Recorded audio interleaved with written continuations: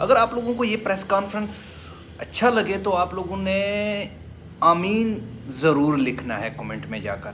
اور یہ وہ عاشق رسول ہے کہ جس نے عشق مصطفیٰ پڑھانے کے لیے شیخ عبد القادر جیلانی رحمۃ اللہ علیہ کے نام سے ایک عظیم الشان یونیورسٹی بنائی. اب مسئلہ یہ ہے کہ یونیورسٹی بن گئی ہے، زمین پاکستان کی ہے، یونیورسٹی کی بلڈنگ پاکستان میں ہے، نہ وہ جدہ میں ہے نہ وہ لندن میں ہے، اور یہ پاکستانیوں کو اور دنیا میں آنے والے دوسرے ممالک کے اسٹوڈنٹس کو بھی سیرت رحمت للعالمین پڑھائے گی. مجھے ایک واقعہ یاد آتا ہے کہ پیغمبر کائنات صلی اللہ علیہ وسلم ممبر رسول پہ کھڑے ہوئے، اور جو لوگ اللہ کے حبیب اور صحابہ کرام اور اہل بیت کے راستے میں رکاوٹیں کھڑی کرتے تھے، نبی علیہ الصلوۃ والسلام نے ان کے لیے ایک عظیم بد دعا کی، اور اس کے بعد وہ ملیا میٹ ہو گئے.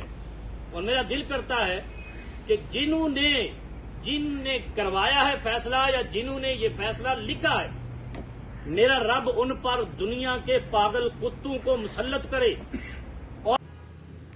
اس مشکل گھڑی میں اس سے اچھا پریس کانفرنس کوئی نہیں ہو سکتا.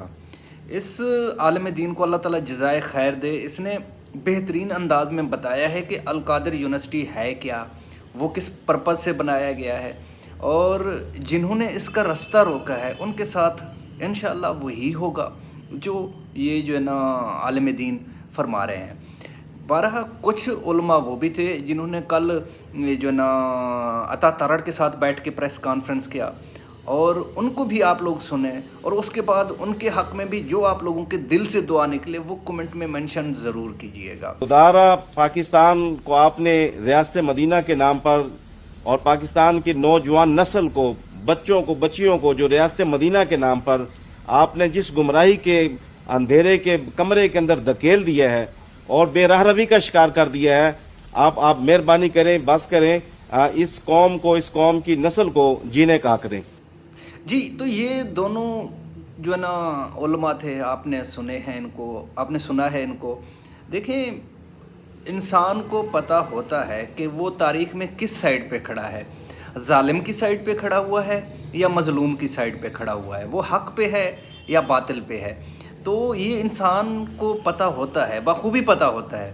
لیکن کیونکہ کچھ وہ ہوتے ہیں جنہیں ہم کہتے ہیں درباری علماء، جو بھی ان کا جو نا جو اس قسم کے درباری علماء ہوتے ہیں، ان کا اسلام کے ساتھ یا مذہب کے ساتھ بہت کم تعلق ہوتا ہے. ان کا زیادہ تر جو نا ان کا فوکس یہ ہوتا ہے کہ وہ کسی طرح دربار میں اپنی جگہ بنائے رکھیں، اور وہ جو نا جو حکمران یا بادشاہ ہیں ان کو خوش کیے رکھیں.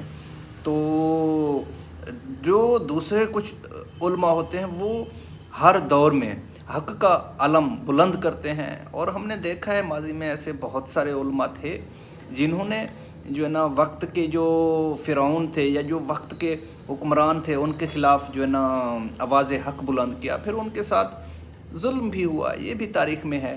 تو اب دیکھتے ہیں، اب آپ لوگوں نے ڈیسائیڈ کرنا ہے کہ ان دونوں میں سے کون سے علماء ہیں جو حق پر ٹھہرے.